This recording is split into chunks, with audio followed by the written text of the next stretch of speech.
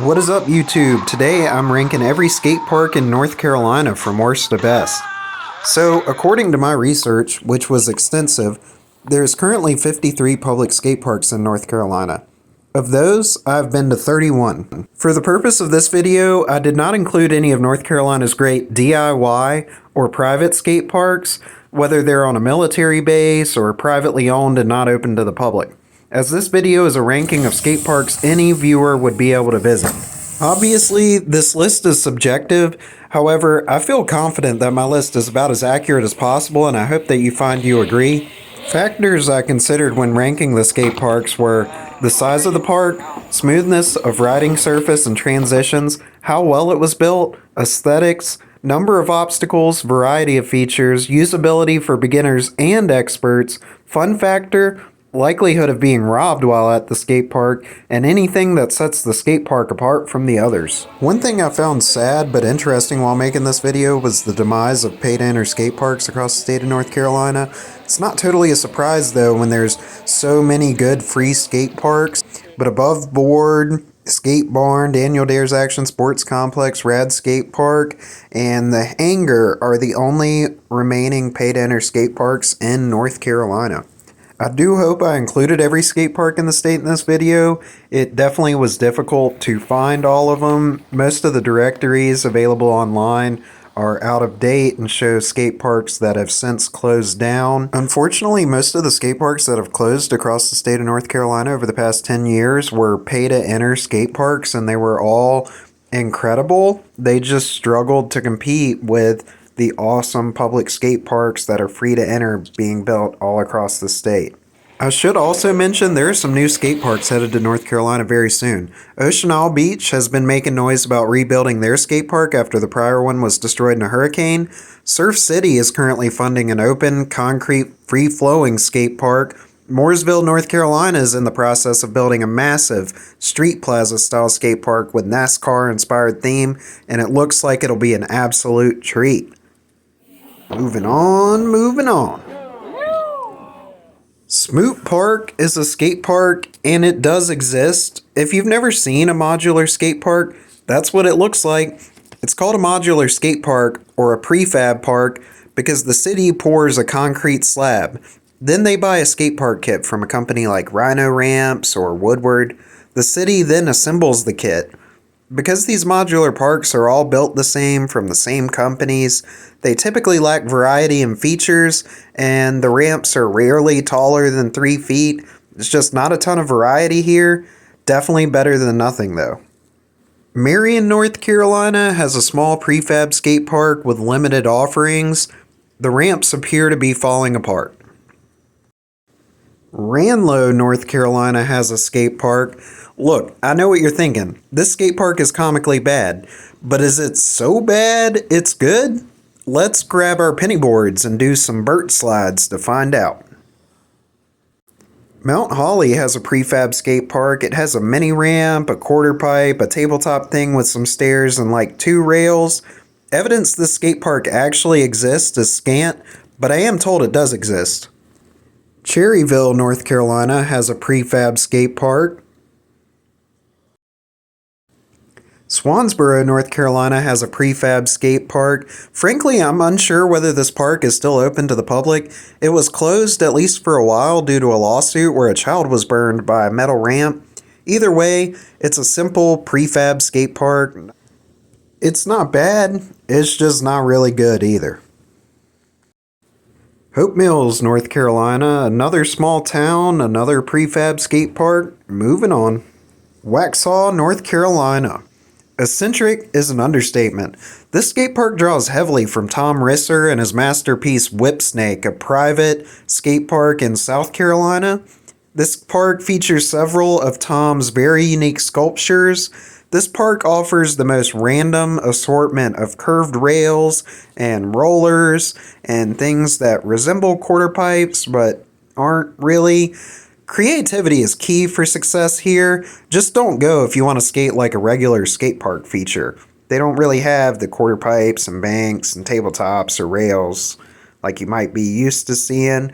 Either way, I'm sure this place is a fun time to cruise around for a little bit. Asheboro has a prefab skate park. As far as modular prefab parks go, this one is pretty good. Winston-Salem has a small modular skate park with a sizable modular pump track located at the fairgrounds in Winston-Salem. The pump track is awesome for beginners. It's definitely better than nothing. I just think you'd expect a little bit more from a town the size of Winston-Salem. Manteo has a street plaza that's cool for what it is. Located on a small island on the intercoastal, the Manteo City Street Plaza is a bare-bones street plaza. It has a bank, a quarter pipe, a number of ledges. Definitely worth a stop if you're passing through to the Outer Banks. Mount Airy Skate Park has an interesting sort of figure-8 design that works well. Everything here is built well. The park itself is small though, as are all of the features. It's a great place for a kid to learn. There's just not enough variety here, but I'm guessing it was pretty cheap to build and Mount Airy did well with their resources. The 4th of July skate park is the first prefab skate park on our list that actually looks pretty fun. It has a huge mini ramp with quarter pipes that hip in from either side, some tables, some quarter pipes, some banks. Despite being a prefab skate park, the ramps are a reasonable size and the park is laid out very well. Welcome to E-Town. This skate park has a street section which consists of a concrete bank, a tabletop, a quarter pipe, a rail, and a hubba. I would assume the street sections were built by a regular construction company as opposed to an actual skate park company because none of it was built quite right. It just kind of sucks, frankly. Doesn't matter though because the main draw to E-Town is the impressive 60-foot wide half pipe that ranges from 5 feet tall up to 8 feet tall. It's probably the best half pipe or mini ramp in North Carolina if you're into that sort of thing. Definitely worth checking out if you end up in southeastern North Carolina. Elizabethtown obviously had limited resources when building the skate park, but I think they made a great decision just building one immaculate half pipe instead of a prefab skate park. Let me know if you agree in the comments. Stanford Skate Park is another skate park that dispels the notion that prefab modular skate parks are necessarily bad. This park offers enough features to keep things interesting, and the park definitely benefits from the perfectly poured concrete slab it sits on. This park skates smooth. Another rare exception to the rule, Ashe County Skate Park shows that modular skate parks can have a good bit of variety. This park is relatively small, but it boasts an immaculate 5-foot tall mini ramp, a number of quarter pipes, banks, hubbas, and ledges, organized in a totally coherent manner. This park benefits from location, having a stunning view of the Appalachian Mountains in all directions. It also features the nicest disc golf course in North Carolina, as voted on by the kind people at Disc Golf Course Review. Boone, North Carolina, a mountain community with several ski mountains and tons of local snowboarders and skiers. Boone certainly deserved a skate park and it finally got one. This skate park is along Boone's Greenway, which rests in a lovely park with streams and picnic areas that make this skate park a prime spot for a whole family outing. This skate park is being built in 3 phases, and to date, only the first phase has been completed. So for now, the skate park's basically an oversized half pipe with a rail, some ledges, and a box with a hubba sandwiched in between. If the proposed additions are built, this skate park will only get better.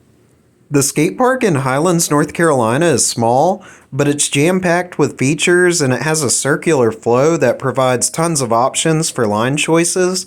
This is a great use of a relatively small space. Roanoke Rapids desperately needed activities for its youth, and the new skate park has been well received. This skate park is small, as are its features, but it's a well-built concrete skate park that's great for beginners, which is great for a town that never previously had a skate park or even one within an hour drive. Buxton's skate park is pretty much a bowl. It doesn't take up a whole lot of space and it doesn't offer a ton of variety, but what is there is pretty much perfect for what it is. Charlotte has a new skate park. This park is a modern street plaza that offers a couple of quarter pipes centered around some immaculate hubbas and banks. For what it is, it's exceptional. It's just kind of small and there's not a lot of variety, especially for people who like to skate transition. Taking a quick break to draw a line in the sand, every skate park left on this list is great, so whether it's ranked 32nd or 20th or 15th or 10th, If you live within 30 minutes of these skate parks, you should definitely consider yourself lucky to be a local. The skate park on Knott's Island benefits from location, and it packs a ton of features into a relatively confined space.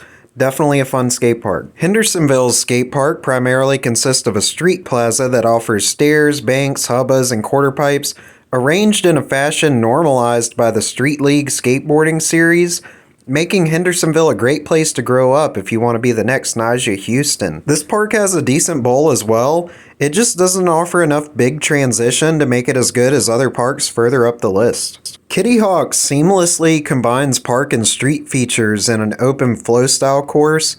This skate park doesn't have a ton of features, but everything that is there is very good. It's a great park for beginners too. Unfortunately for Kitty Hawk, this skate park is overshadowed by a number of larger, better skate parks just a bit down the road in Kill Devil Hills. Above Board is one of few remaining privately owned pay-to-enter skate parks in North Carolina. This park packs a ton of features into a small space. The bowl is great, and the park section offers something for everyone. The Chapel Hill Skate Park is the brainchild of Jim Rees. Jim Rees built a ton of skate parks across North Carolina, almost all of which were wooden ramps built on concrete slab. He built Project 58 in Raleigh, Fusion Skate Park in Greenville, and the Skate Factory in Swansboro, all of which are now closed. This is not a knock on Jim Rees' building style or ability.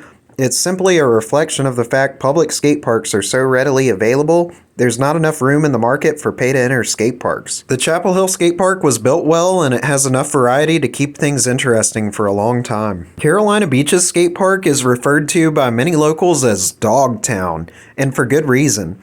Despite being built in 2007, the park looks like something straight out of the 70s, before dedicated skate park designers learned about transition radiuses and flat bottoms. It makes sense, kinda. This skate park's about a half mile from the beach, and it leaned heavily on that free flow surf vibe. It has a mini ramp with 1 foot of flat, a clamshell with haggard pool coping, ledges of various sizes, and a snake run that is weird in an adorable 1970s kind of way.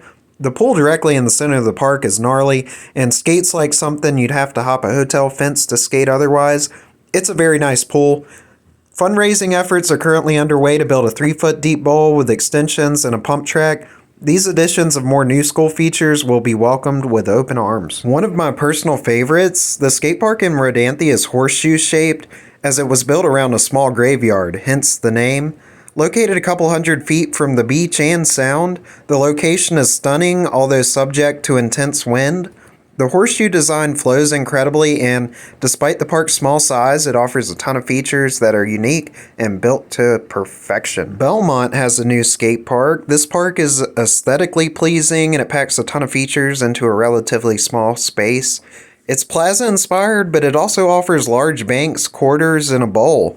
It was built in 2022, and it is certainly a welcome addition to Belmont, North Carolina. The skate park in Currituck was built by Artisan Parks, so you know everything here was built to perfection. The skate park features a park plaza area with banks, ledges, rails, and quarters, and a cool sort of tunnel into a pool. There's just enough here to keep things interesting for a while.